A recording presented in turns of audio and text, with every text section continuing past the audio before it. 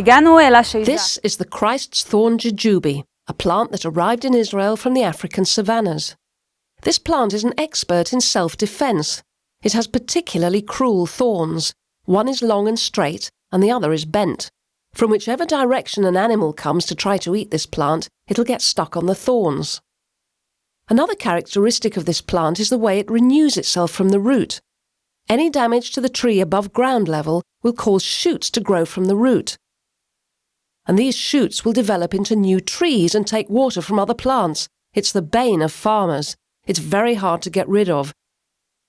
If you cut it down in one place, it'll pop up in another. But some farmers do like this tree, those that keep bees.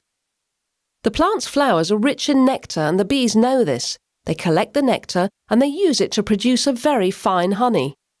Some say that this jujube appears in Jewish sources. The late Bible botanist Noga Haruveni claimed that this was the biblical atad, or thorn bush, that appears in the parable of Yotam.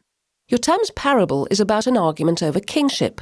Yotam's father Gideon has died and someone has to take over from him. Yotam's brother Abimelech murders his brothers in order to extinguish any opposition. The only one who survives is Yotam. Yotam rushes to the people of Shechem and tells them the following parable.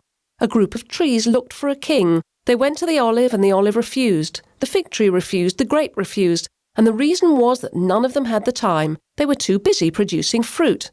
The only one who agreed was the thorn bush. The thorn bush demanded of all the others that they come within its shade to show their allegiance, or he would burn them to death. The parable was supposed to persuade the people of Shechem not to anoint Abimelech as king.